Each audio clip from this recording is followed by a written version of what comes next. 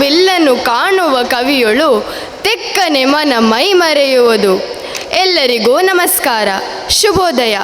ನಾನು ನಿಶ್ಚಿತಾ ಭಟ್, 8ನೇ ತರಗತಿಯ ವಿದ್ಯಾರ್ಥಿನಿ. ವೇದಿಕೆಯಲ್ಲಿ ಉಪಸ್ಥಿತಿರುವ ಎಲ್ಲ ಗಣ್ಯರಿಗೂ ವಿದ್ಯಾರ್ಥಿ ಮಿತ್ರರಿಗೂ ಕನ್ನಡ ರಾಜ್ಯೋತ್ಸವದ ಹಾರ್ದಿಕ ಶುಭಾಶಯಗಳು. ಕನ್ನಡಿಗರೆಲ್ಲ ಹೆಮ್ಮೆಯಿಂದ ಆಚರಿಸುವ ಈ ದಿನವೇ ನವೆಂಬರ್ 1, ಅಂದರೆ ಕನ್ನಡ ರಾಜ್ಯೋತ್ಸವ ದಿನ. ಕನ್ನಡ ನಾಡು, ನುಡಿ ಹಾಗೂ ತಾಯಿ ಭುವನೇಶ್ವರಿಗೆ ನಮಿಸುತ್ತಾ ಈ ಸಮಾರಂಭವನ್ನು ಇದೀಗ ಪ್ರಾರ್ಥನೆಯೊಂದಿಗೆ ಆರಂಭಿಸೋಣ. ವಿಹಾರಿಣಿ ವರದೆ ಮಂಗಳಾಂಗಿ ಮಧುಕೈಟಭ ಭಂಜಿನಿ ಸಂಗೀತ ಪ್ರಿಯ ನಾರದ ಜನನಿ ಶೃಂಗೇರಿ ನಿಲಯೇ ಶಾರದೆ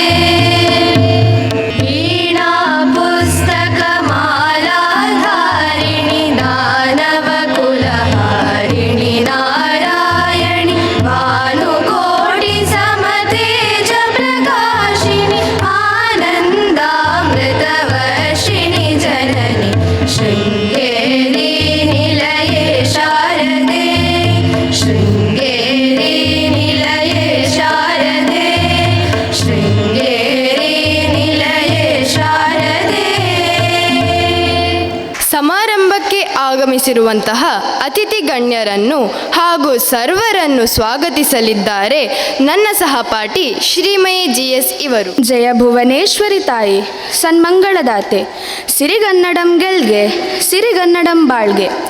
ಶುಭ ದಿನದ ಶುಭ ಮುಂಜಾವಿನಲ್ಲಿ ಇಲ್ಲಿ ಬಂದು ಸೇರಿರುವ ಸರ್ವರಿಗೂ ಶುಭ ನಮನಗಳೊಂದಿಗೆ ರಾಜ್ಯೋತ್ಸವದ ಶುಭಾಶಯಗಳನ್ನು ಕೋರುತ್ತೇನೆ. ಈ ದಿನ ನಮ್ಮೆಲ್ಲರಿಗೂ ಸಂಭ್ರಮದ ಸುದಿನ. ನಮ್ಮೆಲ್ಲರ ನೆಚ್ಚಿನ ಮೆಚ್ಚಿನ ಕನ್ನಡ ತಾಯಿ ಭುವನೇಶ್ವರಿಗೆ ನಮಿಸಿ ಕನ್ನಡ ರಾಜ್ಯೋತ್ಸವವನ್ನು ಆಚರಿಸುವ ಸಡಗರದ ದಿನ. ನಮ್ಮಿ ವಿದ್ಯಾಸಂಸ್ಥೆಯಲ್ಲಿ ಅತ್ಯಂತ ಸಂಭ್ರಮ ಸಂತಸದಿಂದ ಈ ದಿನವನ್ನು ಆಚರಿಸಲು ನಾವೆಲ್ಲ ಇಲ್ಲಿ ಸೇರಿದ್ದೇವೆ. ನಮ್ಮ ಅಪೇಕ್ಷೆಯಂತೆ ಇಂದಿನ ಸಮಾರಂಭಕ್ಕೆ ಮುಖ್ಯ ಅತಿಥಿಯಾಗಿ ಆಗಮಿಸಿ ಅತಿಥಿ ಸ್ಥಾನವನ್ನು ಅಲಂಕರಿಸಿರುವ ಸನ್ಮಾನ್ಯ ಶ್ರೀ ವಸಂತಕುಮಾರ್ ಪೆರ್ಲಾ, ಕವಿ, ಸಾಹಿತಿ, ನಿವೃತ್ತ ನಿರ್ದೇಶಕರು.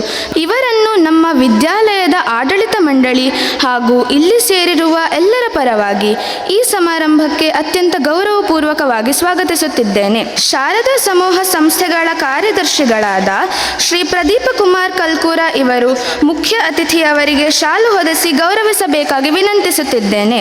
ವೇದಿಕೆಯಲ್ಲಿ ಆಸೀನರಾಗಿರುವ ನಮ್ಮ ವಿದ್ಯಾಸಂಸ್ಥೆಗಳ ಆಡಳಿತ ಮಂಡಳಿಯ ಕಾರ್ಯದರ್ಶಿಗಳಾದ ಶ್ರೀ ಪ್ರದೀಪ ಕುಮಾರ್ ಕಲ್ಕೂರ ಹಾಗೂ ವಿಶ್ವಸ್ಥರಾದ ಶ್ರೀ ಸುಧಾಕರ ರಾವ್ ಪೇಜಾವರ ಇವರನ್ನು ಹೃತ್ಪೂರ್ವಕವಾಗಿ ಈ ಕಾರ್ಯಕ್ರಮಕ್ಕೆ ಸ್ವಾಗತಿಸುತ್ತಿದ್ದೇನೆ. ಅದೇ ರೀತಿ ಸಮಾರಂಭದಲ್ಲಿ ಉಪಸ್ಥಿತರಿರುವ ಶಾರದಾ ಪದವಿ ಪೂರ್ವ ಕಾಲೇಜಿನ ಪ್ರಾಂಶುಪಾಲರಾದ ಶ್ರೀ ಪ್ರಕಾಶ್ ನಾಯಕ್, ಹಾಗೆಯೇ ಈ ಕಾರ್ಯಕ್ರಮವನ್ನು ಸುಂದರವಾಗಿ ನಿರೂಪಿಸಲು ಅಗತ್ಯ ಮಾರ್ಗದರ್ಶನಗಳನ್ನು ನೀಡಿರುವ ನಮ್ಮ ವಿದ್ಯಾಲಯದ ಪ್ರಾಂಶುಪಾಲರಾದ ಶ್ರೀಮತಿ ಚಂದ್ರಿಕಾ ಭಂಡಾರಿ, ಶ್ರೀ ದಯಾನಂದ ಕಟೀಲ್ ಹಾಗೂ ಉಪಪ್ರಾಂಶುಪಾಲರುಗಳಿಗೆ ಹಾರ್ದಿಕ ಸ್ವಾಗತವನ್ನು ಬಯಸುತ್ತಿದ್ದೇನೆ.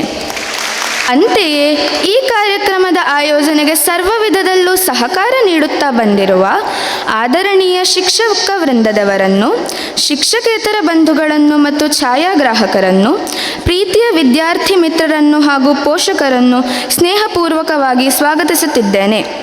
ಮತ್ತೊಮ್ಮೆ ಸರ್ವರನ್ನು ಈ ಸಮಾರಂಭಕ್ಕೆ ಸ್ವಾಗತಿಸುತ್ತಾ ನನ್ನ ಮಾತುಗಳಿಗೆ ವಿರಾಮ ನೀಡುತ್ತೇನೆ. ಜೈ ಕರ್ನಾಟಕ, ಜೈ ಭುವನೇಶ್ವರಿ ದೇವಿ. ಏರುತಿಹುದು ಹಾರುತಿಹುದು ನೋಡು ನಮ್ಮ ಬಾವುಟ, ತೋರುತಿಹುದು ಹೊಡೆದು ಹೊಡೆದು ಬಾನಿ ನಗಲ ಪಟಪಟ. ಇದೀಗ ವೇದಿಕೆಯಲ್ಲಿರುವ ಅತಿಥಿ ಗಣ್ಯರಿಂದ ಧ್ವಜಾರೋಹಣ. ಗಣಮನ ಅಧಿನಾಯಕ ಜಯ ಹೇ ಭಾರತ ಭಾಗ್ಯ ವಿಧಾತ. ಪಂಜಾಬ ಸಿಂಧ ಗುಜರಾಟ ಮರಾಠ ದ್ರಾವಿಡ ಉತ್ಕಲ ವಂಗ. ವಿಂಧ್ಯ ಹಿಮಾಚಲ ಯಮುನಾ ಗಂಗಾ ಉಚ್ಚಲ ಜಲಧಿ ತರಂಗ. ತವ ಶುಭ ನಾಮೆ ಜಾಗೆ तव शुभाशिष मागे गाहे तव जय गाथा जनगण मंगलदायक जय हे भारत भाग्य विधाता जय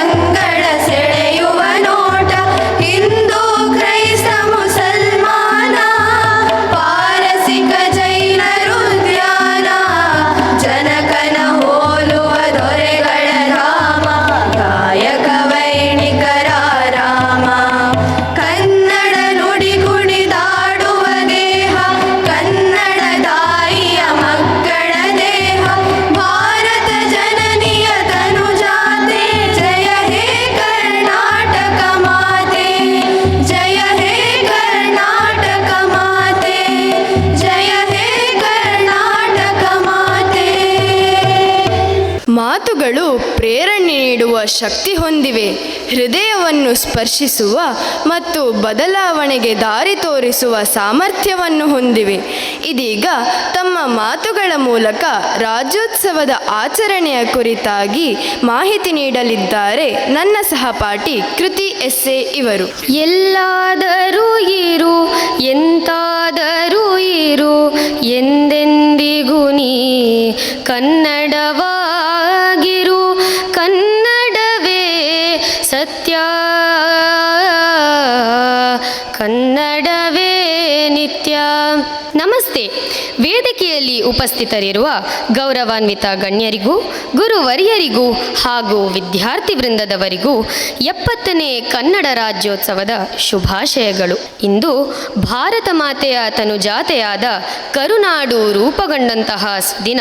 ಕನ್ನಡದ ಮೊಟ್ಟಮೊದಲ ಕೃತಿ ಕವಿರಾಜ ಮಾರ್ಗದಲ್ಲಿ ಕಾವೇರಿಯಿಂದ ಮಾ ಗೋದಾವರಿವರ ಮಿರ್ಪ ನಾಡದ ಕನ್ನಡದೋಳ್ ಎಂದು ಕರುನಾಡಿನ ವಿಸ್ತಾರವನ್ನು ಕಾವೇರಿಯಿಂದ ಗೋದಾವರಿಯವರೆಗೂ ಇತ್ತೆಂದು ತಿಳಿಸಲಾಗಿದೆ. ಆದರೆ ತದನಂತರದಲ್ಲಿ ಹರಿದು ಹಂಚಿ ಹೋಗಿದ್ದಂತಹ ಕರುನಾಡು 1956 ನವೆಂಬರ್ 1ರಂದು ಮೈಸೂರು ರಾಜ್ಯವಾಗಿ ರೂಪುಗೊಂಡಿತು. ನಂತರ 1973 ನವೆಂಬರ್ 1ರಂದು ಕರ್ನಾಟಕವೆಂದು ನಾಮಕರಣವಾಯಿತು. ಈ ಪುಣ್ಯ ದಿನವನ್ನು ನಾವೆಲ್ಲರೂ ಕನ್ನಡ ರಾಜ್ಯೋತ್ಸವವೆಂದು ಆಚರಿಸುತ್ತಿದ್ದೇವೆ. ಈಗಿನ ಕರ್ನಾಟಕವು ಸ್ವಾತಂತ್ರ್ಯ ಪೂರ್ವದಲ್ಲಿ ಸುಮಾರು 20 ಆಡಳಿತಾತ್ಮಕ ಘಟಕಗಳಾಗಿ ಹಂಚಿ ಹೋಗಿತ್ತು. ಕರ್ನಾಟಕ ರಾಜ್ಯ ಏಕೀಕರಣದ ಪಿತಾಮಹರೆಂದೇ ಪ್ರಸಿದ್ಧರಾದ ಕನ್ನಡದ ಕುಲಪುರೋಹಿತ ಆಲೂರು ವೆಂಕಟರಾಯ ಹಾಗೂ ಅನೇಕ ಮಹನೀಯರ ಹೋರಾಟದ ಫಲವಾಗಿ ಈಗಿನ ಅಖಂಡ ಕರ್ನಾಟಕ ರೂಪುಗೊಂಡಿತು. ಹಾಗಾಗಿ ಕನ್ನಡ ನಾಡಿನ ಏಕೀಕರಣಕ್ಕಾಗಿ ತಮ್ಮ ಜೀವನವನ್ನೇ ಮುಡಿಪಾಗಿಟ್ಟ ಮಹಾನ್ ವ್ಯಕ್ತಿಗಳನ್ನು ನಾವು ಸ್ಮರಿಸಲೇಬೇಕು. ಕರ್ನಾಟಕ ಮತ್ತು ಕನ್ನಡ ಭಾಷೆಗೆ ಸುಮಾರು 2000 ವರ್ಷಗಳಷ್ಟು ಹಳೆಯ ಇತಿಹಾಸವಿದೆ. ಕನ್ನಡದ ಕುರಿತು ತನ್ನ ಅಭಿಮಾನವನ್ನು ವ್ಯಕ್ತಪಡಿಸುತ್ತಾ ರತ್ನತ್ರಯರಲ್ಲಿ ಓರ್ವರಾದ ಪಂಪನು ಹೀಗೆ ಹೇಳಿದ್ದಾರೆ: ಚಾಗದ ಭೋಗದ ಕರದ ಗೇಯದ ಗೊಟ್ಟಿಯ ಲಂಪಿ ನಿಂಪುಗಳಾಗರವಾದ ಮಾನಸರೇ ಮಾನಸರಂತವರಾಗಿ ಪುಟ್ಟಲೇ ನಾಗಿಯೊಮೇನೋ ತೀರ್ದಪುದೇ ತೀರದೊಡಂ ಮರಿದುಂಬಿಯಾಗಿ ಮೇಣ್ ಕೋಗಿಲೆಯಾಗಿ ಪುಟ್ಟುವುದು ನಂದನದೋಳ್ ಬನವಾಸಿ ದೇಶದೊಳ್ ಎಂದು ಮರಿದುಂಬಿಯಾಗಿ ಆದರೂ ಈ ನಾಡಿನಲ್ಲಿ ಹುಟ್ಟುವ ಆಶಯವನ್ನು ವ್ಯಕ್ತಪಡಿಸುತ್ತಾರೆ. ಪಂಪನು ಮಾತ್ರವಲ್ಲದೆ ರನ್ನ, ಪೊನ್ನ, ಜನ್ನ ಹಾಗೆಯೇ ಕೇಶಿರಾಜನಂತಹ ಕವಿವರಿಯರು ಕನ್ನಡ ಸಾಹಿತ್ಯಕ್ಕೆ ನೀಡಿರುವ ಕೊಡುಗೆ ಅಪಾರವಾದದ್ದು. ಅಲ್ಲದೆ 8 ಜ್ಞಾನಪೀಠ ಪ್ರಶಸ್ತಿಗಳನ್ನು ತಾಯಿ ಭುವನೇಶ್ವರಿಯ ಕಿರೀಟಕ್ಕೆ ಮಣಿಗಳಂತೆ ತೊಡಿಸಿದ ಕವಿಗಳೆಲ್ಲರನ್ನೂ ನಾವು ಈ ಸಂದರ್ಭದಲ್ಲಿ ಸ್ಮರಿಸಲೇಬೇಕು. ಕದಂಬರಿಂದ ಮೊದಲುಗೊಂಡು ಕರ್ನಾಟಕವನ್ನಾಳಿದ ರಾಜಮನೆತನಗಳಾದ ಹೊಯ್ಸಳರು, ಚಾಲುಕ್ಯರು, ವಿಜಯನಗರದ ಅರಸರು, ಮೈಸೂರು ಒಡೆಯರು ಈ ನಾಡಿನಲ್ಲಿ ಸಾಹಿತ್ಯ, ಸಂಗೀತ, ಕಲೆ ಮತ್ತು ವಾಸ್ತುಶಿಲ್ಪಗಳು ಶ್ರೀಮಂತವಾಗಿ ಬೆಳೆಯಲು ತಮ್ಮ ಅಭೂತಪೂರ್ವ ಕೊಡುಗೆಯನ್ನು ನೀಡಿದ್ದಾರೆ. ಬೇಲೂರು ಹಳೇಬೀಡು ದೇವಾಲಯದ ನಿರ್ಮಾತೃ ಅಮರಶಿಲ್ಪಿ ಜಕಣಾಚಾರ್ಯರಿಂದ ಹಿಡಿದು ಇಂದಿನ ಅಯೋಧ್ಯ ರಾಮಲಲ್ಲಾ ಮೂರ್ತಿಯ ನಿರ್ಮಾತೃ ಶ್ರೀಯುತ ಅರುಣ್ ಯೋಗಿರಾಜ್ರವರವರೆಗೆ ಕನ್ನಡಾಂಬೆಯ ಪುತ್ರರು ವಾಸ್ತುಶಿಲ್ಪಕ್ಕೆ ತಮ್ಮ ಕೊಡುಗೆಯನ್ನು ನೀಡುತ್ತಾ ಬಂದಿದ್ದಾರೆ. ಕನ್ನಡ ನಾಡು ಪ್ರಕೃತಿ ಸೌಂದರ್ಯದ ಬೀಡು. ಹಚ್ಚ ಹಸಿರನ್ನು ಹೊದ್ದ ಪರ್ವತ ಶ್ರೇಣಿಗಳು, ಮೈದುಂಬಿ ಹರಿಯುವ ನದಿಗಳು, ಕಲಾ ಶ್ರೀಮಂತಿಕೆಯನ್ನು ಸಾರುವ ದೇವಾಲಯಗಳು ನಮ್ಮ ನಾಡಿನ ಹಿರಿಮೆಯಾಗಿದೆ.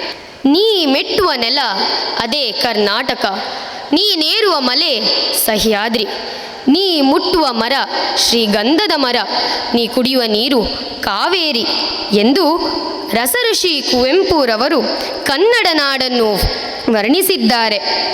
ವಿಜಯನಗರ ಅರಸರ ಕಾಲದ ಹಂಪಿಯ ವೈಭವವನ್ನು ನಾವು ಇತಿಹಾಸದಲ್ಲಿ ಕೇಳಿದ್ದೇವೆ. ಅಂತೆಯೇ ನಮ್ಮ ಕರ್ನಾಟಕದ ನಗರಗಳಾದ ಸಿಲಿಕಾನ್ ವ್ಯಾಲಿ ಬೆಂಗಳೂರು, ಕಡಲನಗರಿ ಮಂಗಳೂರು ಮತ್ತು ಸಾಂಸ್ಕೃತಿಕ ನಗರಿ ಮೈಸೂರು ಪ್ರಪಂಚವೇ ತಮ್ಮತ್ತ ತಿರುಗಿ ನೋಡುವಂತೆ ಬೆಳೆಯುತ್ತಿವೆ. ಇಂತಹ ನಾಡು ನುಡಿಯ ಪರಂಪರೆಯನ್ನು ಹೊಂದಿರುವಂತಹ ನಾವೆಲ್ಲರೂ ಈ ನಾಡಿನ ಕೀರ್ತಿಯನ್ನು ಉಳಿಸಿ ಬೆಳೆಸುವಲ್ಲಿ ಕಂಕಣಬದ್ಧರಾಗೋಣವೆಂದು ತಿಳಿಸುತ್ತಾ ನನ್ನೆರಡು ಮಾತುಗಳನ್ನು ಮುಗಿಸುತ್ತಿದ್ದೇನೆ. ಜೈ ಭುವನೇಶ್ವರಿ ದೇವಿ. ಈಗ ರೈತಗೀತೆಯನ್ನು ಪ್ರಸ್ತುತಪಡಿಸಲು ನಿಮ್ಮ ಮುಂದೆ ಬರುತ್ತಿದ್ದಾರೆ ವಿದ್ಯಾಲಯದ ವಿದ್ಯಾರ್ಥಿಗಳು. ಹಿಡಿದ ಹೊಲದೊಳು ಹಾಡುತ್ತ ಉಳುವ ಯೋಗಿಯ ನೋಡಲ್ಲಿ, ಓ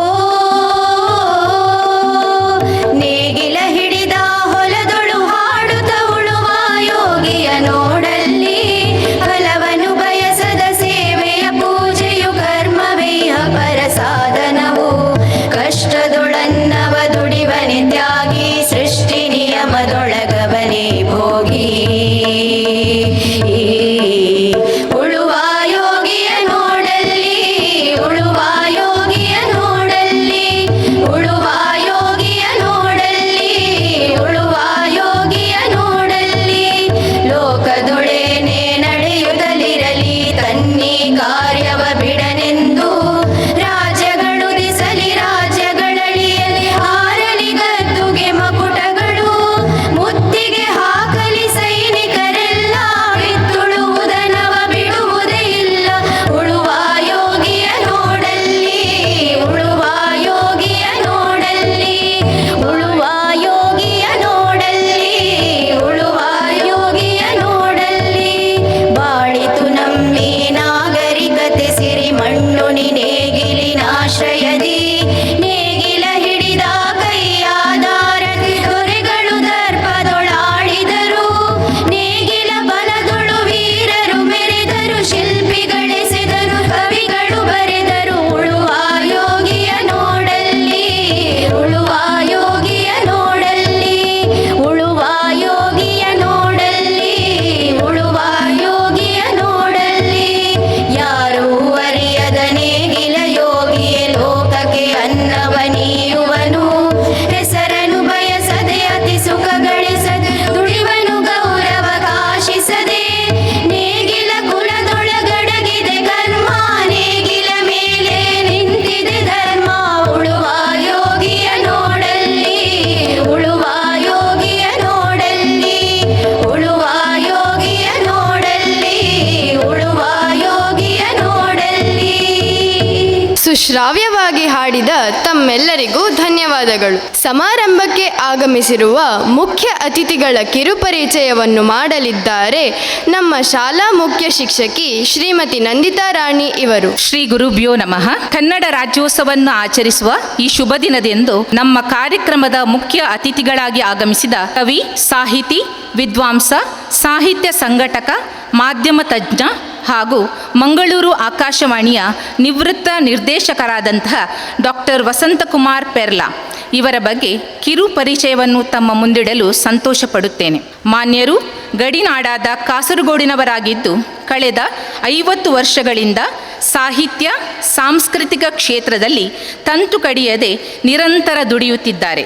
ಸಾಹಿತ್ಯದ ನಾನಾ ಕ್ಷೇತ್ರಗಳಲ್ಲಿ ಕನ್ನಡ, ತುಳು, ಇಂಗ್ಲಿಷ್ ಮತ್ತು ಹವ್ಯಕ ಭಾಷೆಯಲ್ಲಿ ಇದುವರೆಗೆ 55ಕ್ಕೆ ಮೇಲ್ಪಟ್ಟು ಕೃತಿ ರಚನೆ ಮಾಡಿದ್ದಾರೆ. ಸಾಹಿತ್ಯ ರಚನೆ, ಸಂಘಟನೆ, ಸಂವರ್ಧನೆ, ಕಿರಿಯರಿಗೆ ಪ್ರೋತ್ಸಾಹ ಹೀಗೆ ಕನ್ನಡ ನಾಡು ನುಡಿಯನ್ನು ಕಟ್ಟುವ ಎಲ್ಲ ಕ್ಷೇತ್ರಗಳಲ್ಲಿ ದುಡಿದು ಓರ್ವ ಸಾಧಕರಾಗಿ ನಮ್ಮ ನಡುವೆ ನಿಂತಿದ್ದಾರೆ. ಸಾಹಿತ್ಯದ ನಾನಾ ಪ್ರಕಾರಗಳಲ್ಲಿ ಅಂದರೆ ಕಾವ್ಯ, ಕತೆ, ಕಾದಂಬರಿ, ವಿಮರ್ಶೆ, ಸಂಶೋಧನೆ, ಸಂಪಾದನೆ, ಪ್ರಬಂಧ, ವ್ಯಕ್ತಿಚಿತ್ರ, ಪ್ರವಾಸ ಕಥನ, ಅನುವಾದ ಮೊದಲಾದ ಕ್ಷೇತ್ರಗಳಲ್ಲಿ ಇವರ ಕೃತಿ ರಚನೆಯ ವ್ಯಾಪ್ತಿ ಇದ್ದು ಇವರ ಕೆಲವು ರಚನೆಗಳು ತುಳು, ಕೊಂಕಣಿ, ಮಲಯಾಳಂ, ತಮಿಳು, ತೆಲುಗು, ಹಿಂದಿ, ಪಂಜಾಬಿ, ನೇಪಾಳಿ ಮತ್ತು ಇಂಗ್ಲಿಷ್ ಭಾಷೆಗಳಿಗೆ ಅನುವಾದಗೊಂಡಿದೆ. ಪತ್ರಿಕೋದ್ಯಮ, ರೇಡಿಯೋ ಮತ್ತು ದೂರದರ್ಶನ, ರಂಗಭೂಮಿ, ಸಿನಿಮಾ ಕ್ಷೇತ್ರಗಳಲ್ಲೂ ದುಡಿದು ವ್ಯಾಪಕ ಅನುಭವ ಮತ್ತು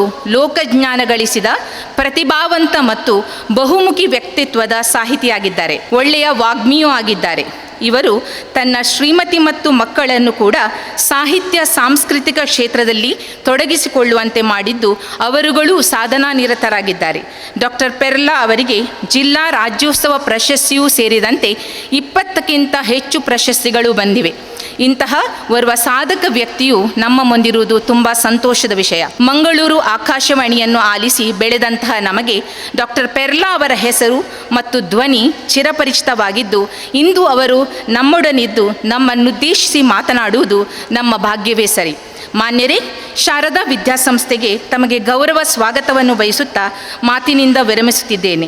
ಸಿರಿಗನ್ನಡಂ ಗೆಲ್ಗೆ, ಸಿರಿಗನ್ನಡಂ ಬಾಳ್ಗೆ. ವೇದಿಕೆಯಲ್ಲಿರುವ ಮಾನ್ಯ ಮುಖ್ಯ ಅತಿಥಿಗಳು ಸಮಾರಂಭದ ಕುರಿತಾಗಿ ಒಂದೆರಡು ಮಾತುಗಳನ್ನಾಡಬೇಕಾಗಿ ವಿನಂತಿಸುತ್ತೇನೆ. ಇಲ್ಲಿ ನೆರೆದಿರುವ ಎಲ್ಲರಿಗೂ ಕೂಡ 69ನೆಯ ಕರ್ನಾಟಕ ರಾಜ್ಯೋತ್ಸವದ ಶುಭಾಶಯಗಳು. ವೇದಿಕೆಯಲ್ಲಿ ಸಭಾಧ್ಯಕ್ಷತೆಯನ್ನು ವಹಿಸಿರುವ ಶಾರದಾ ಸಮೂಹ ಶಿಕ್ಷಣ ಸಂಸ್ಥೆಗಳ ಕಾರ್ಯದರ್ಶಿ ಹಾಗೂ ಖಜಾಂಚಿಯಾಗಿರುವ ಮತ್ತು ಕನ್ನಡ ಸಾಹಿತ್ಯ ಪರಿಷತ್ತಿನ ಪೂರ್ವಾಧ್ಯಕ್ಷರಾದ ಶ್ರೀ ಪ್ರದೀಪ್ ಕುಮಾರ್ ಕಲ್ಕುರ ಅವರೇ, ಸದಸ್ಯರಾಗಿರುವ ಶ್ರೀಯುತ ಪೇಜಾವರ ಅವರೇ, ಹಾಗೆಯೇ ಪ್ರಾಂಶುಪಾಲರಾದ ದಯಾನಂದ ಕಟೀಲು ಅವರೇ ಮತ್ತು PU ವಿಭಾಗದ ಪ್ರಾಂಶುಪಾಲರಾದ ಪ್ರಕಾಶ್ ನಾಯಕ್ ಅವರೇ ಹಾಗೂ ಹೈಸ್ಕೂಲ್ ವಿಭಾಗದ ಪ್ರಾಂಶುಪಾಲರಾದ ಚಂದ್ರಿಕಾ ಭಂಡಾರಿಯವರೇ, ಇಲ್ಲಿ ಸೇರಿರುವ ಎಲ್ಲ ಅಧ್ಯಾಪಕ ಬಂಧುಗಳೇ, ಉಪನ್ಯಾಸಕ ಬಂಧುಗಳೇ ಹಾಗೂ ಪ್ರಿಯ ವಿದ್ಯಾರ್ಥಿಗಳೇ, ಈಗಾಗಲೇ ನಿಮ್ಮ ಸಹಪಾಠಿ ಬಾಲಕಿ ತನ್ನ ಪ್ರಾಸ್ತಾವಿಕ ಮಾತುಗಳಲ್ಲಿ ಹೇಳಿದ ಹಾಗೆ 1956ರಲ್ಲಿ ನಮ್ಮ ಭಾರತ ದೇಶದಲ್ಲಿ ಭಾಷಾವಾರು ಪ್ರಾಂತ ರಚನೆ ಆಗ್ತದೆ. ನಾವು ಈಗಾಗಲೇ ರಾಷ್ಟ್ರಧ್ವಜವನ್ನು ಆರೋಹಣ ಮಾಡಿ ನಮ್ಮ ಕಾರ್ಯಕ್ರಮಕ್ಕೆ ಶುಭಾರಂಭವನ್ನು ಮಾಡಿದ್ದೇವೆ. 1947ರಲ್ಲಿ ನಮಗೆ ಸ್ವಾತಂತ್ರ್ಯ ಸಿಕ್ಕಿದ್ದು ನಮಗೆಲ್ಲರಿಗೂ ಗೊತ್ತೇ ಇದೆ, ಆಗಸ್ಟ್ 15ರಂದು ಅಥವಾ ಆಗಸ್ಟ್ 14ರ ಮಧ್ಯರಾತ್ರಿಯಂದು. ಆ ಬಳಿಕ ಸುಮಾರು 6-7 ವರ್ಷಗಳ ಕಾಲ ನಮ್ಮ ಭಾರತ ದೇಶದ ಆಡಳಿತ ಒಂದು ಹಳಿಗೆ ತರುವುದಕ್ಕಾಗಿ ತನ್ನದೇ ಆದ ಸಂವಿಧಾನವನ್ನು ರಚನೆ ಮಾಡಿಕೊಂಡು ಮುಂದುವರಿತಾ ಇರ್ತದೆ. ಆಗ ನಮ್ಮ ಇಡೀ ದೇಶ ಏಕಮುಖವಾಗಿ ಬೆಳವಣಿಗೆ ಸಾಧಿಸಬೇಕು ಅಂತಾದರೆ ಭಾಷಾವಾರು ಪ್ರಾಂತ ರಚನೆ ಆಗಬೇಕು. ಆಯಾ ಭಾಷೆಗಳವರು ಒಂದು ಛತ್ರದ ಕೆಳಗಡೆ ಬಂದು ಒಂದು ಕೊಡೆಯ ಆಶ್ರಯದಲ್ಲಿ ನಿಂತು ನಮ್ಮ ಭಾಷೆ ಸಂಸ್ಕೃತಿಯನ್ನು ಬೆಳೆಸಿಕೊಂಡು ನಾವು ಅಭಿವೃದ್ಧಿ ಸಾಧಿಸಬೇಕು ಅನ್ನುವ ಚಿಂತನೆ ನಡೀತದೆ. ಆಯಾ ಭಾಷೆಗಳವರು, ಆಯಾ ಸಂಸ್ಕೃತಿಗಳವರು ತಮ್ಮ ಭಾಷೆ ಸಂಸ್ಕೃತಿಯನ್ನು ಉಳಿಸಿಕೊಂಡು ಆ ಮೂಲಕ ಎಲ್ಲರೂ ತಮ್ಮ ಯೋಗದಾನವನ್ನು ಕೊಟ್ಟಾಗ ಭಾರತ ದೇಶದ ಅಭಿವೃದ್ಧಿ ಇನ್ನೂ ಚೆನ್ನಾಗಿ ಆಗ್ತದೆ, ಅರ್ಥಪೂರ್ಣವಾಗಿ ಆಗ್ತದೆ ಅನ್ನುವ ಕಾರಣಕ್ಕೆ ಭಾಷಾವಾರು ಪ್ರಾಂತ ರಚನೆ ಆಗ್ತದೆ. ಆಂಧ್ರ ಪ್ರದೇಶದ ಪೊಟ್ಟಿ ಶ್ರೀರಾಮುಲು ಅಂತವರು ಈ ಭಾಷಾವಾರು ಪ್ರಾಂತ ರಚನೆ ಆಗಬೇಕು ಅಂತನ್ನುವ ಹೋರಾಟದ ಮುಂಚೂಣಿಯಲ್ಲಿ ಇರ್ತಾರೆ. ಹಾಗೆ ಆರಂಭ ಕಾಲದಲ್ಲಿ ಮನಸ್ಸಿಲ್ಲದೇ ಇದ್ದರೂ ಕೂಡ, ಯಾಕೆ ಅಂತಂದರೆ ಬೇರೆ ಬೇರೆ ಸಂಸ್ಥಾನಗಳ ಆಶ್ರಯದಲ್ಲಿ ನಮ್ಮ ದೇಶ ಆಳಲ್ಪಡ್ತಾ ಇತ್ತು. ಆಗ ನಮ್ಮ ರಾಷ್ಟ್ರೀಯ ನೇತಾರರಿಗೆ ಭಾಷಾವಾರು ಪ್ರಾಂತ ರಚನೆ ಮಾಡುವ ಒಂದು ಮನೋಭಾವ ಇರಲಿಲ್ಲ ಆರಂಭದಲ್ಲಿ. ಅದು ವಿಘಟನೆಗೆ ದಾರಿ ಆಗಬಹುದು ಅಂತನ್ನುವ ಒಂದು ಭಯದಿಂದ ಆರಂಭದಲ್ಲಿ ಒಪ್ಪಿರಲಿಲ್ಲ. ಕೊನೆಗೆ ಹೋರಾಟ ತೀವ್ರವಾದಾಗ ಸರಕಾರಕ್ಕೆ ಮನವರಿಕೆಯಾಗಿ 1956ರ ನವೆಂಬರ್ 1ನೇ ತಾರೀಕಿಗೆ ಈ ಭಾಷಾವಾರು ಪ್ರಾಂತ ರಚನೆ ಆಗ್ತದೆ. ಕರ್ನಾಟಕ, ಕೇರಳ, ಆಗ ಮೈಸೂರು ಅಂತ ಇತ್ತು, ಮೈಸೂರು ಮತ್ತು ಕೇರಳ, ತಮಿಳುನಾಡು, ಮಹಾರಾಷ್ಟ್ರ, ಆಂಧ್ರ ಹೀಗೆ ಬೇರೆ ಬೇರೆ ರಾಜ್ಯಗಳಾಗಿ ವಿಂಗಡಣೆ ಆಗ್ತದೆ 1956ರ ನವೆಂಬರ್ 1ರಂದು. ಹಾಗಾಗಿ ನಾವು ಈ ನವೆಂಬರ್ 1ನ್ನು ರಾಜ್ಯೋತ್ಸವ ದಿನ ಅಂತ ಆಚರಿಸ್ತೇವೆ. 1956ರಲ್ಲಿ ಮೈಸೂರು ಅನ್ನುವ ಹೆಸರು ಮಾತ್ರ ಇತ್ತು. ಆದರೆ ಕಾಲಕ್ರಮೇಣ ಏನಾಯಿತು, ಮೈಸೂರು ಅಂತನ್ನುವುದು ಒಂದು ನಿಶ್ಚಿತವಾದ ಪ್ರದೇಶಕ್ಕೆ ಸೀಮಿತವಾದ ಹೆಸರು. ಈಗ ಮಂಗಳೂರು ಅಂತಂದ ತಕ್ಷಣ ಅದರಲ್ಲಿ ದಕ್ಷಿಣ ಕನ್ನಡ ಜಿಲ್ಲೆಯ ವ್ಯಾಪ್ತಿ ಬರ್ತದೆಯೇ? ಆ ಹೆಸರು ಹೇಳಿದ ತಕ್ಷಣ ನಮಗೆ ಮಂಗಳೂರು ನಗರವಷ್ಟೇ ಮನಸ್ಸಿಗೆ ಬರ್ತದೆ. ಮಂಗಳೂರು ಜಿಲ್ಲೆ ಅಂತಂದಾಗ ಕೇವಲ ಮಂಗಳೂರು ನಗರ ಮಾತ್ರ ಅಲ್ಲವಲ್ಲ, ಇಡೀ ದಕ್ಷಿಣ ಕನ್ನಡದ ವ್ಯಾಪ್ತಿಯನ್ನು ಅದು ಹೊಂದಬೇಕು ಅಂತಾದರೆ, ಆ ಭಾವನೆ ಮನಸ್ಸಿಗೆ ಬರಬೇಕು ಅಂತಾದರೆ ನಮಗೆ ದಕ್ಷಿಣ ಕನ್ನಡ ಜಿಲ್ಲೆ ಅಂತನ್ನುವ ಹೆಸರು ಇಡೀ ವಿಶಾಲತೆಯನ್ನು ತೋರಿಸ್ತದೆ. ಹಾಗೆ ವಿಚಾರವಂತರು, ಚಿಂತಕರು ಎಲ್ಲ ಸೇರಿ ವಿಚಾರ ಮಾಡಿದರು. ಮೈಸೂರು ಅಂತಂದಾಗ ಒಂದು ನಿಶ್ಚಿತ ಪ್ರದೇಶಕ್ಕಷ್ಟೇ ಅದರ ಅರ್ಥ ಸಿಗ್ತದೆ. ಇಡೀ ಕರ್ನಾಟಕವನ್ನು ಅದು ಪ್ರತಿನಿಧಿಸುವುದಿಲ್ಲ. ಇಡೀ ಕರ್ನಾಟಕವನ್ನು ಪ್ರತಿನಿಧಿಸಬೇಕು ಅಂತಾದರೆ ಮದ್ರಾಸ್ ಸಂಸ್ಥಾನಕ್ಕೆ ಒಳಪಟ್ಟಂತಹ ಪ್ರದೇಶ ಇದೆ, ಮುಂಬೈ ಸಂಸ್ಥಾನಕ್ಕೆ ಸಂಬಂಧಪಟ್ಟಂತಹ ಆಡಳಿತ ವಿಭಾಗಕ್ಕೆ ಸಂಬಂಧಪಟ್ಟಂತಹ ಪ್ರದೇಶ ಇದೆ, ನಿಜಾಮರ ಆಳ್ವಿಕೆಯ ಉತ್ತರ ಕರ್ನಾಟಕ ಇದೆ, ಈ ಕಡೆ ಮೈಸೂರು ಸಂಸ್ಥಾನ ಇದೆ, ಈ ಕಡೆ ಹುಬ್ಬಳ್ಳಿ ಧಾರವಾಡ ಇದೆ, ಸಾಂಸ್ಕೃತಿಕ ನಗರಿಗಳು. ಹಾಗಾಗಿ ಇವುಗಳನ್ನೆಲ್ಲ ಸೇರಿಸಿ ಒಟ್ಟಾಗಿ ಕರ್ನಾಟಕ ಅಂತನ್ನುವ ಹೆಸರು ಅತ್ಯಂತ ಸೂಕ್ತವಾದದ್ದು ಅಂತ ಹೇಳಿ ಮನಗಂಡು ದೇವರಾಜ ಅರಸು ಅವರು ಕರ್ನಾಟಕದ ಮುಖ್ಯಮಂತ್ರಿಗಳಾಗಿದ್ದಾಗ 1973ರಲ್ಲಿ ಕರ್ನಾಟಕ ಅಂತ ನಾಮಕರಣ ಆಗ್ತದೆ. ಹಾಗೆ 1973ರ ನಂತರ ಕರ್ನಾಟಕ ಅಂತನ್ನುವ ಹೆಸರನ್ನು ನಾವು ಸ್ವೀಕಾರ ಮಾಡಿಕೊಂಡು ಎಲ್ಲ ಭಾಷಾ ವಲಯದವರು ಕೂಡ ಒಟ್ಟಿಗೆ ಸೇರಿಕೊಂಡು ನಮ್ಮ ರಾಜ್ಯದ ಅಭಿವೃದ್ಧಿಗಾಗಿ ನಾವು ಪಣ ತೊಟ್ಟು ಮುಂದುವರಿಯುವಂತಹ ಕೆಲಸ ನಡೀತಾ ಇದೆ. ನಾವು ಭಾಷೆ ಮತ್ತು ಸಂಸ್ಕೃತಿ ಅಥವಾ ನುಡಿ ಅಥವಾ ನಾಡು ಅನ್ನುವಂಥದ್ದು ನಮ್ಮ ಅಸ್ಮಿತೆಯ ಒಂದು ಭಾಗ. ನಮಗೆ ಯಾವಾಗ ಒಂದು ವ್ಯಕ್ತಿತ್ವ ಪ್ರಾಪ್ತಿ ಆಗ್ತದೆ ಆಗ ನಮ್ಮ ಅಭಿವೃದ್ಧಿ ನೈತಿಕವಾಗಿಯೂ ಮತ್ತು ಎಲ್ಲ ರೀತಿಯಿಂದ ಶೈಕ್ಷಣಿಕವಾಗಿಯೂ ಸಾಮಾಜಿಕವಾಗಿಯೂ ಸಾಂಸ್ಕೃತಿಕವಾಗಿಯೂ ನಾವು ಅಭ್ಯುದಯ ಸಾಧಿಸಬೇಕು ಅಂತಾದರೆ ನಮಗೆ ಒಂದು ಸಾಂಸ್ಕೃತಿಕ ಅಸ್ಮಿತೆ ಅನ್ನುವುದು ಮುಖ್ಯ. ನಾವು ಇವತ್ತು ಶಿಕ್ಷಣವನ್ನು ಕಲಿತಾ ಇದ್ದೇವೆ.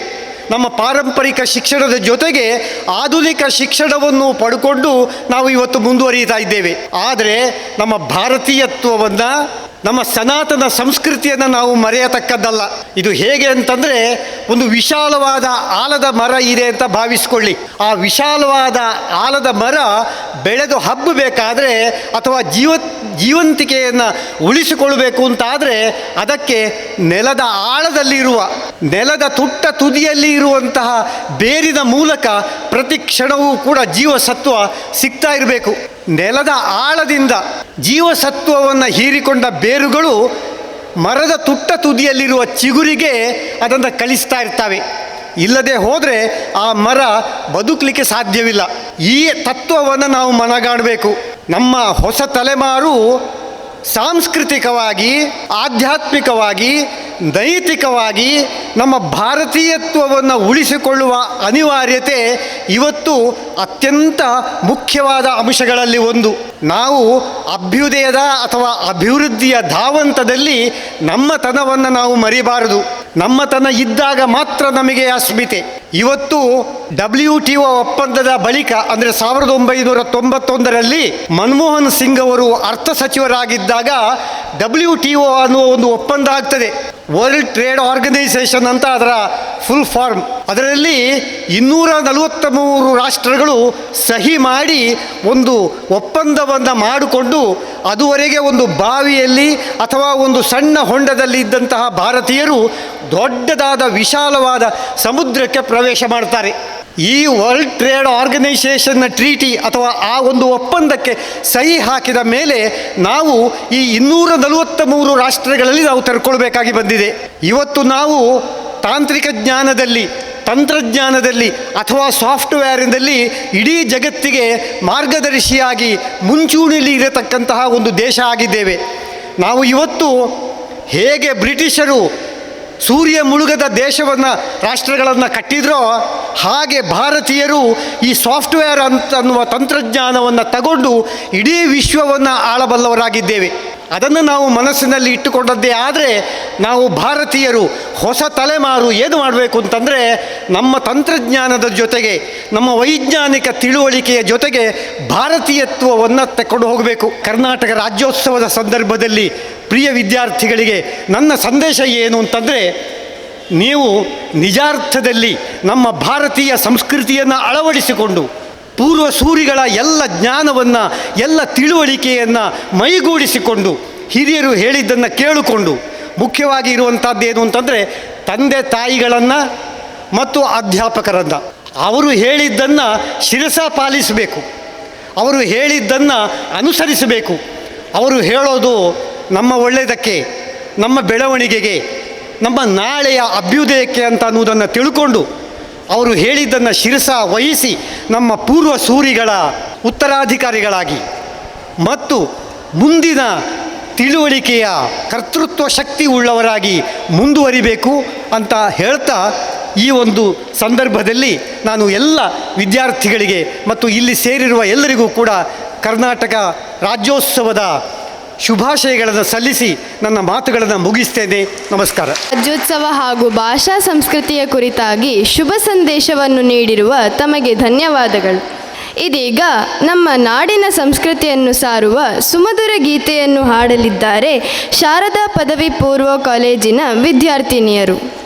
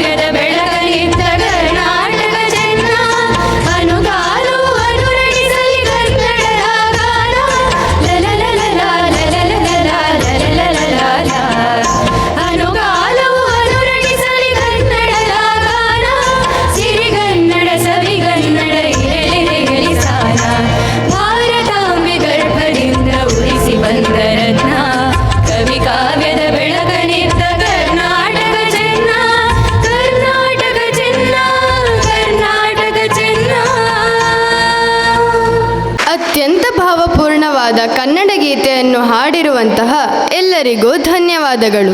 ಇದೀಗ ವೇದಿಕೆಯಲ್ಲಿ ಆಸೀನರಾಗಿರುವ ಶಾರದಾ ಸಮೂಹ ವಿದ್ಯಾಸಂಸ್ಥೆಗಳ ಕಾರ್ಯದರ್ಶಿಗಳಾಗಿರುವ ಶ್ರೀ ಪ್ರದೀಪ ಕುಮಾರ ಕಲ್ಕುರ ಇವರು ಈ ಸಮಾರಂಭದ ಬಗ್ಗೆ ನಮ್ಮನ್ನುದ್ದೇಶಿಸಿ ಒಂದೆರಡು ಮಾತುಗಳನ್ನಾಡಬೇಕಾಗಿ ಕೇಳಿಕೊಳ್ಳುತ್ತೇನೆ. ಓಂ ಶ್ರೀ ಮಂಜುನಾಥಾಯ ನಮಃ. ವಸುದೇವ ಸುತಂ ದೇವಂ ಕಂಸಚಾಣೂರಮರ್ದನಂ ದೇವಕಿ ಪರಮಾನಂದಂ ಕೃಷ್ಣ ಮುಂದೆ ಜಗತ್ತು. ಶ್ರೀ ಗುರುಭ್ಯೋ ನಮಃ. ಕವಿ ಕಾವ್ಯಗಳ ಬೆಳಕನಿತ್ತ ಕನ್ನಡವೇ ಚೆಂದ ಅಂತ ಮಕ್ಕಳು ಭಾವಪೂರ್ಣಕವಾಗಿ ಬಹಳ ಚೆನ್ನಾಗಿ ಮಕ್ಕಳು ಹಾಡಿದರು. ಬಹಳ ಚೆನ್ನಾಗಿ ಅಲ್ವಾ ಪೆರ್ಲರೆ? ಮನಸ್ಸಿಗೆ ತುಂಬ ಸಂಭ್ರಮ ಉಂಟಾಗ್ತದೆ. ಕನ್ನಡವೆಂದರೆ ಸಿರಿಗಂಧದಂತೆ ತೇದಷ್ಟು ಪರಿಮಳವ ನೀಯುವುದು ತನಗೆ ಮಾತ್ರ ಅಲ್ಲ ಜಗತ್ತಿಗೆ ಅಂತ ಹೇಳುವಂಥದ್ದು ಅದು ಕವಿವಾಣಿ. ಮಕ್ಕಳೇ, ನಿಮಗೆ ಅದೆಲ್ಲದರ ಅನುಭವ ಆಗಿರ್ಬೋದು. ಮಹಾಕವಿ ರಾಷ್ಟ್ರಕವಿ ಕುವೆಂಪು ರಚಿತವಾದಂಥ ನಾಡಗೀತೆ ನಾವಿವತ್ತು ಹಾಡಿದೆವು. ಭಾರತ ಜನನೀಯ ತನುಜಾತೆ ಜಯ ಹೇ ಕರ್ನಾಟಕ ಮಾತೆ. ಯೋಚನೆ ಮಾಡ್ತೀರ ಮಕ್ಕಳೇ, ಏನಂತ ಇದರದ್ದು ಅರ್ಥ? ಸಂಕುಚಿತತೆ ಇಲ್ಲ ಅದರಲ್ಲಿ, ಯಾವುದೇ ರೀತಿಯ ಒಂದು ನೇರ ನೋಟ ಇಲ್ಲ. ಭಾರತ ಜನನೀಯ ತನುಜಾತೆ ಜಯ ಹೇ ಕರ್ನಾಟಕ ಮಾತೆ. ಆ ತಾಯಿ ಭಾರತಾಂಬೆಯ ಕನ್ನಡ. ನಮ್ಮದೇ ಈ ನಾಡಿನ ಕೈಯಾರ ಕಿಂಜನರಯ್ಯವರು ಹೇಳ್ತಾ ಇದ್ದರು. ಈಗಾಗಲೇ ಪೆರ್ಲರು ಬಹಳ ಚೆನ್ನಾಗಿ ಅದನ್ನು ಪ್ರಸ್ತಾಪ ಮಾಡಿದರು. ಅವರು ಸಂಸ್ಕೃತಾಂತರ್ಗತ ಭಾರತೀಯ ಭಾಷೆಗಳು ಅಂತ. ಸಂಸ್ಕೃತಾಂತರ್ಗತ ಭಾರತೀಯ ಭಾಷೆಗಳು. ಆ ಸಂಸ್ಕೃತಿ ಎನ್ನುವ ಮಹಾಛತ್ರದ ಅಡಿಯಲ್ಲಿ ನಾವಿವತ್ತು 69 79 ರಾಜ್ಯೋತ್ಸವ ಆಚರಿಸ್ಬೋದು. ಅದು ಕನ್ನಡದ ಉತ್ಸವ ಅಲ್ಲ, ಅನಾದಿಯಿಂದ ಬಂದದ್ದು ಕನ್ನಡ. ಅನಾದಿಯಿಂದ ತಲೆತಲಾಂತರದಿಂದ ಆ ಸಂಸ್ಕೃತಾಂತರ್ಗತ ಭಾರತೀಯ ಭಾಷೆಗಳಲ್ಲಿ ಕನ್ನಡವೂ ಒಂದು. ಭಾಷಾವಾರು ವಿಂಗಡಣೆ ಆದಾಗ ಬಹುಶಃ ನೀವು ರಾಜ್ಯದ ಈ ದೇಶದ ವಿಶೇಷತೆಗಳಲ್ಲಿ ಒಂದಾದಂಥ ಈ ಕರ್ನಾಟಕದಲ್ಲಿ, ಅದರಲ್ಲೂ ನಮ್ಮ ಈ ಪ್ರದೇಶದಲ್ಲಿ ನಾವು ಇಲ್ಲಿ ಕುಳಿತುಕೊಂಡಲ್ಲಿಯೇ ನಮ್ಮಲ್ಲಿ ಹಲವು ಭಾಷೆ, ಹಲವು ನೀತಿ, ಹಲವು ಸಂಸ್ಕೃತಿ, ಹಲವು ಆಚಾರ ವಿಚಾರ, ಹಲವು ಆಹಾರ ಪದ್ಧತಿಗಳೊಂದೊಳಗೂಡಿ ನಾವು ತವಳವರು, ದಕ್ಷಿಣ ಕನ್ನಡ ಜಿಲ್ಲೆಯವರು. ಕಾಸರಗೋಡು, ದಕ್ಷಿಣ ಕನ್ನಡ, ಉಡುಪಿ ಈ ಭೂಭಾಗ ವಿಶೇಷವಾದ ಭೂಭಾಗ. ಹಾಗಾಗಿ ನಾವು ಕನ್ನಡಾಂತರ್ಗತ ಇತರ ಭಾಷೆಗಳು ತೆಗೆದುಕೊಳ್ಬೋದು. ಮೂಲ ಭಾಷೆ ತುಳು ಆದರೂ ಕನ್ನಡ, ತುಳು, ಕೊಂಕಣಿ, ಕೊಡವ, ಬ್ಯಾರಿ, ಮಲಯಾಳ, ತಮಿಳು, ತೆಲುಗು, ಪಾಲಿ, ಈಗ ಅಲ್ಲಿ ಹಿಂಭಾಗದಲ್ಲಿ ಒಬ್ಬ ಹಿಂದಿಯವನು ಕೂತ್ಕೊಂಡಿದ್ದಾನೆ. ಎಲ್ಲವನ್ನು ಸೇರಿಕೊಂಡು ನಾವು ಕನ್ನಡಿಗರು. ಇದೇ ಕಾಸರಗೋಡಿನ ಮಂಜೇಶ್ವರದ ಪಕ್ಕದ ರಾಷ್ಟ್ರಕವಿ ಗೋವಿಂದ ಪೈಗಳು ಹೆಸರು ಕೇಳಿದ್ದೀರಾ? ನೀವು ಕೇಳಿದ್ದೀರಾ? 18 ಭಾಷೆಗಳನ್ನು ಬಲ್ಲವರಾಗಿದ್ದರು. 18 ಲ್ಯಾಂಗ್ವೇಜಸ್, 18 ಭಾಷೆಗಳನ್ನು. ಅವರ ಮನೆಯ ಮಾತು ಯಾವುದು? ಮನೆಯ ಭಾಷೆ ನೋಡಿ ಮಕ್ಕಳಿಗೆ ಈಗ ಖುಷಿ ಆಯಿತು. ಕೊಂಕಣಿ ಮನೆ ಮಾತಿಗರವರು, ಕೊಂಕಣಿ. ಆದರೆ ಬದುಕಿದ್ದವರು ತವಳವ ನಾಡಿನಲ್ಲಿ. ಕನ್ನಡ ಅವರ ಅಸ್ಮಿತೆ. ಭಾಷಾವಾರ ವಿಂಗಡಣೆ ಆದಾಗ, ಪ್ರಾಂತ್ಯದ ವಿಂಗಡಣೆ ಆದಾಗ ಅದು ಇರಲಿ, ನಾವು ಆ ಹೋರಾಟದ ಭೂಮಿಗೆ ಅವಶ್ಯಕತೆ ಇಲ್ಲ. ಕೊನೆಯ ತನಕ ತನ್ನ ವಿಳಾಸವನ್ನು ಅವರು ಮಂಜೇಶ್ವರ ಗೋವಿಂದ ಪೈ ಕರ್ನಾಟಕ ಅಂತ ಬರೀತಾ ಇದ್ದರು, ಮೈಸೂರು ಪರ್ಯಂತ ಅಂತ ಬರೀತಾ ಇದ್ದರು. ಇದನ್ನು ನಾವು ನೆನೆಸಬೇಕು. ಇದನ್ನು ಅದೇನವರು ಕೊಂಕಣಿಗರು ಕನ್ನಡ, ಅದು ಪ್ರಶ್ನೆ ಅಲ್ಲ. ತಾಯೇ ಭಾರ ಮೊಗವ ತೋರ ಕನ್ನಡಿಗರ ಮಾತೆ. ನೀವು ಆ ಪದ್ಯವನ್ನು ಓದಿ. ನಮ್ಮ ಮ್ಯೂಸಿಕ್ ಟೀಚರ್ ಭಾಳ ಚೆನ್ನಾಗಿ ನಮಗೆ ಅವರು ಮೇಡಮ್ ಅವರು ಭಾಳ ಚೆನ್ನಾಗಿ ಆ ಪದ್ಯವನ್ನು ಕೇಳಿ ನೀವು ಮನಸ್ಸು ತುಂಬಿ ಬರ್ತದೆ. ಬರೀ ತಾಯ್ನಾಡ ಬಗ್ಗೆ ಅಲ್ಲ, ನಮ್ಮ ತಾಯಿಯ ಬಗ್ಗೆ ಸಮೇತ ಅಷ್ಟೇ ಗೌರವ ನಮಗೆ ಉಂಟಾಗ್ತದೆ. ಸಾಹಿತ್ಯ ಸಂಸ್ಕೃತಿ ಅಂದರೆ ಈಗಾಗಲೇ ಹೇಳಿದರೆ ಎಷ್ಟು ಚೆನ್ನಾಗಿ ಕವಿಗಳು ಬರೆದಂಥ ಪೆರ್ಲರು ಬಹಳ ಅದ್ಭುತವಾದಂಥ ಕವನಗಳನ್ನು ಬರೆದಿದ್ದಾರೆ. ಕೈಯಾರರು ಒಂದು ಪದ್ಯ ಬರೆದರು. ಐಕ್ಯ ಒಂದೇ ಮಂತ್ರ, ಐಕ್ಯದಿಂದಲೇ ಸ್ವತಂತ್ರ, ಐಕ್ಯಗಾನದಿ ರಾಷ್ಟ್ರ ತೇಲುತ್ತಿರಲಿ. ಕೇಳಿದಿರಲ್ಲ ಈ ಪದ್ಯ ನೀವು? ಇದನ್ನು ಹಾಡಿದವರು ಯಾರು? ಇದಿನಬ್ಬರು, ನನಗೆ ಕನ್ನಡದ ಗುರುಗಳವರು, BM ಇದಿನಬ್ಬರು.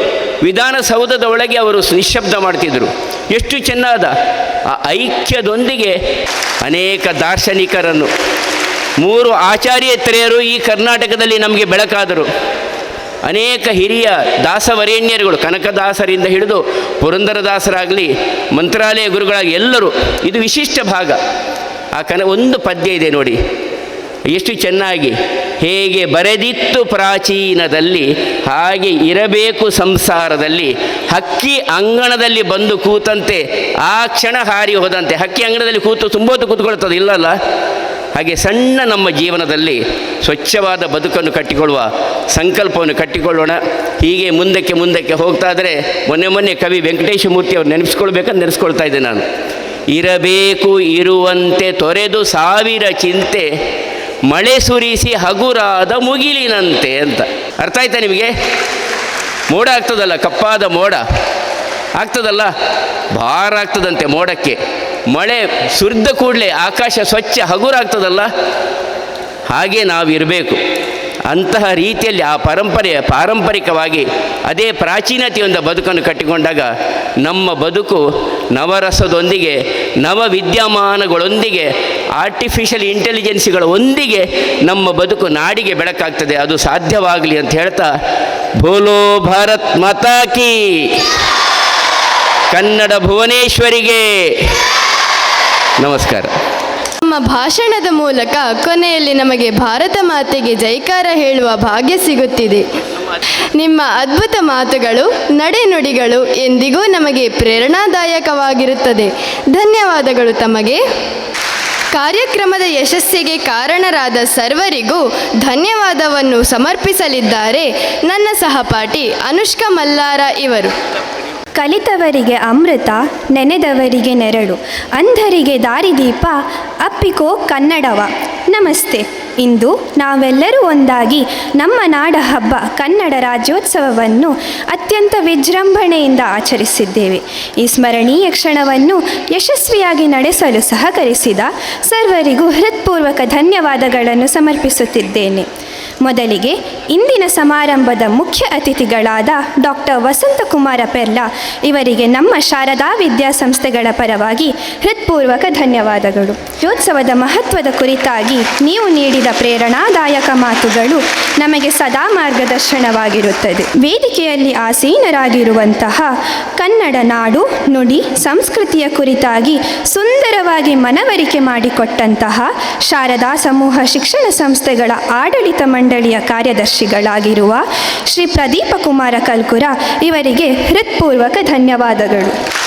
ಹಾಗೆಯೇ ನಮ್ಮೊಂದಿಗಿದ್ದ ಆಡಳಿತ ಮಂಡಳಿಯ ವಿಶ್ವಸ್ಥರೂ ಆಗಿರುವ ಶ್ರೀ ಸುಧಾಕರ್ ರಾವ್ ಪೇಜಾವರ ಇವರಿಗೂ ತುಂಬ ಹೃದಯದ ಧನ್ಯವಾದಗಳು. ನಮ್ಮ ಎಲ್ಲ ಕಾರ್ಯಕ್ರಮಗಳು ಸುಸೂತ್ರವಾಗಿ ನೆರವೇರಲು ಸೂಕ್ತ ಸಲಹೆ ಸಹಕಾರವನ್ನಿತ್ತು ಪ್ರೋತ್ಸಾಹ ನೀಡುತ್ತಿರುವ ಶಾರದಾ ಪದವಿ ಪೂರ್ವ ಕಾಲೇಜಿನ ಪ್ರಾಂಶುಪಾಲರಾದ ಶ್ರೀ ಪ್ರಕಾಶ್ ನಾಯಕ್ ಹಾಗೂ ವಿದ್ಯಾಲಯದ ಪ್ರಾಂಶುಪಾಲರಾದ ಶ್ರೀಮತಿ ಚಂದ್ರಿಕಾ ಭಂಡಾರಿ ಮತ್ತು ಶ್ರೀ ದಯಾನಂದ್ ಕಟೀಲ್ ಇವರಿಗೂ, ಉಪಪ್ರಾಂಶುಪಾಲರಿಗೂ ಹೃತ್ಪೂರ್ವಕ ಧನ್ಯವಾದಗಳು. ಪ್ರತ್ಯಕ್ಷ ಹಾಗೂ ಪರೋಕ್ಷವಾಗಿ ಸಹಕರಿಸಿದ ಸರ್ವರಿಗೂ ಧನ್ಯವಾದಗಳನ್ನು ಸಮರ್ಪಿಸುತ್ತೇನೆ. ಕನ್ನಡಕ್ಕೆ ಹೋರಾಡು ಕನ್ನಡದ ಕಂದ, ಕನ್ನಡವ ಕಾಪಾಡು ನನ್ನ ಆನಂದ, ಜೋಗುಳದ ಹರಕೆ ಇದು ಮರೆಯದಿರು ಚಿನ್ನ, ಮರೆತೆಯಾದರೆ ಅಯ್ಯೋ ಮರೆತಂತೆ ನನ್ನ. ಕುವೆಂಪು ಅವರ ಅರ್ಥಪೂರ್ಣ ಸಾಲುಗಳನ್ನು ಸ್ಮರಿಸುತ್ತಾ, ಭಾಷೆಯೇ ನಾಡು, ಭಾಷೆಯೇ ಪರಂಪರೆ, ಕನ್ನಡ ನುಡಿಯ ಈ ನಾಡಿಗೆ ಸೇವೆ ಸಲ್ಲಿಸಲು ದೊರೆತ ಅವಕಾಶಕ್ಕೆ ಧನ್ಯವಾದಗಳು. ಸಿರಿಗನ್ನಡಂ ಗೇಲ್ಗೆ, ಸಿರಿಗನ್ನಡಂಬಾಳ್ಗೆ. ಈ ಕಾರ್ಯಕ್ರಮವನ್ನು ವಂದೇ ಮಾತರಂ ಗೀತೆಯೊಂದಿಗೆ ಮುಕ್ತಾಯಗೊಳಿಸುತ್ತಿದ್ದೇವೆ. ಎಲ್ಲರೂ ಎದ್ದು ನಿಂತು ಧ್ವನಿ ನುಡಿಸಬೇಕಾಗಿ ವಿನಂತಿಸುತ್ತೇನೆ. ವಂದೇ ಮಾತರಂ, ವಂದೇ ಮಾತರಂ, ಸುಜಲಾಂ ಸುಫಲಾಂ ಮಲಯಜ ಶೀತಲಾಂ ಸಸ್ಯ ಶ್ಯಾಮಲಾಂ ಮಾತರಂ, ವಂದೇ ಮಾತರಂ. ಶುಭ್ರ ಜ್ಯೋತ್ಸ್ನಾ ಪುಲಕಿತಯಾಮಿನಿ, ಫುಲ್ಲಕುಸುಮಿತಾ ದ್ರುಮದಳ ಶೋಭಿನಿ, ಸುಹಾಸಿನಿ ಸುಮಧುರ ಭಾಷಿಣಿ, ಸುಕಲಾಂ ವರದಾಂ ಮಾತರಂ, ವಂದೇ ಮಾತರಂ. ಕೋಟಿ ಕೋಟಿ ಕಂಠ ಕಲಕಲ ನಿನಾದ ಕರಾಲೆ, ಕೋಟಿ ಕೋಟಿ ಭುಜೈರ್ಧೃತಕರಾಲೆ, ಅಬಲಾಗೆನು ಮಾಯತೋ ಬಲೆ, ಬಹುಬಲಧಾರಿಣಿ ನಮಾಮಿ ತಾರಿಣಿ, ರಿಪುದಲವಾರಿಣಿ. ಮಾತರಂ ವಂದೇ ಮಾತರಂ. ತುಮಿ ವಿದ್ಯಾ ತುಮಿ ಧರ್ಮ, ತುಮಿ ರತಿ ತುಮಿ ಮರ್ಮ, ತ್ವಂ ಹಿ ಪ್ರಾಣ ಶರೀರೇ ಬಾಹುತೆ, ತುಮಿ ಮಾ